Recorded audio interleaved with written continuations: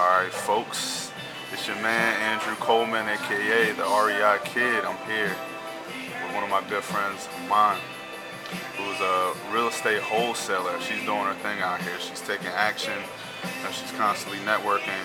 I just wanted to have a short interview with her so she can share some tips with you and show you how you can be successful right now in this market. So, Iman, thank you for being with me. How are you today? I'm great, Andrew. All right.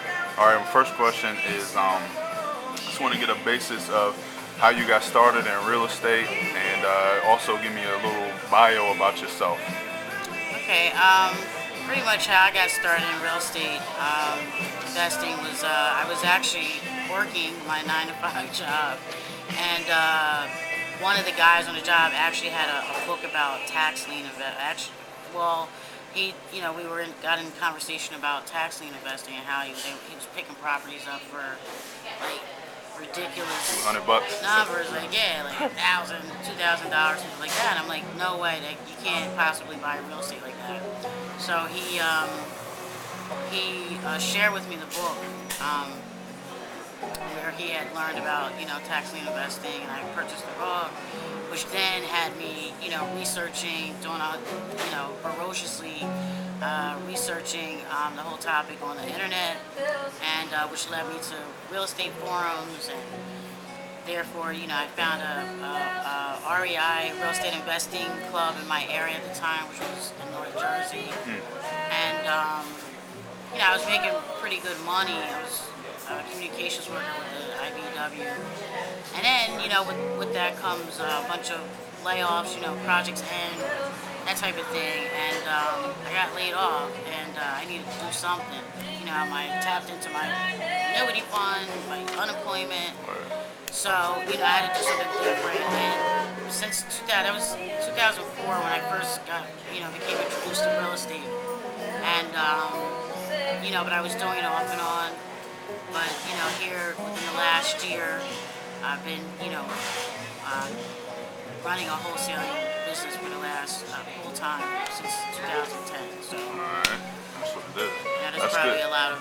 Yeah. But Nah, anyway. this is good stuff right here. This is a full time. This is not somebody. I'm sorry, I don't mean to cut you off, Go Andrew. ahead. So on the surface, it appeared to be a very dark period in my life, but as I reflect on it, probably if that never happened, I wouldn't be sitting here running Andrew having this conversation with you today. So That's good stuff. That's tremendous stuff. All right. That's tremendous stuff. That proves to you folks that all you need to do is just have that desire.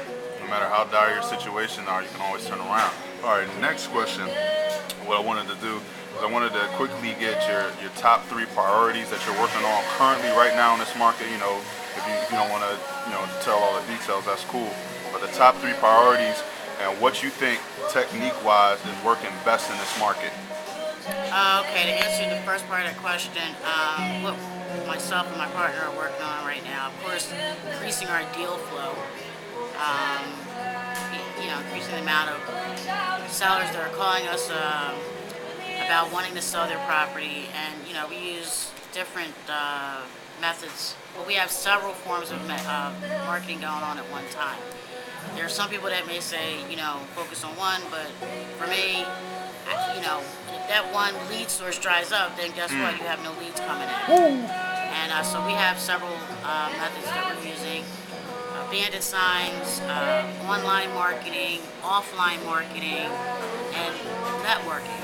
It's been one of the greatest assets to me and what we're doing in our business. And what was the other question there?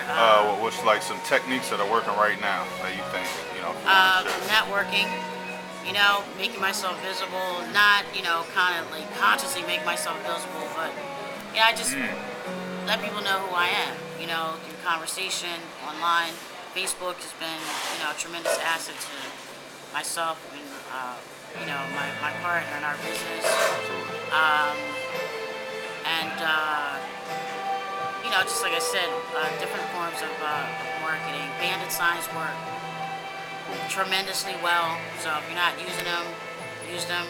My suggestion is, now, although this may sound counterintuitive, I would put out buyer signs because, if least if you have a buyer, you know what they want. Then you can go take a look. You can start looking, putting yourself in front of those types of areas where you live, and target. You need to target specific areas. Absolutely. Your zip code.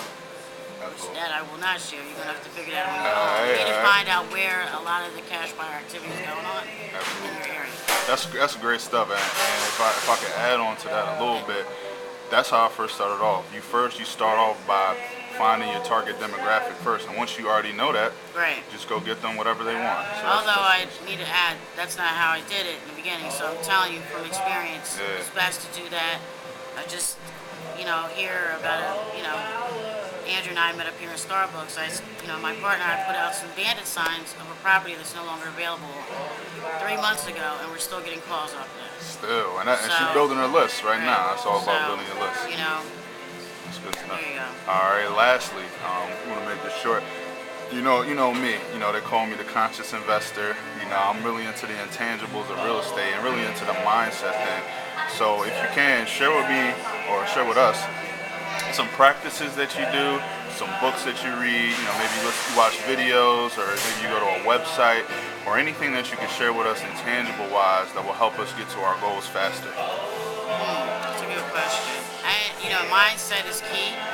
I would suggest, for myself, I have a whole Facebook page where, I created it to connect with people in a real estate wholesaling business. And I can tell you, probably 98% of the people who have friend requested me and who I've, friend requested, we all have a similar mindset. And a lot of whenever I see a lot of postings on there, they're always posting positive stuff.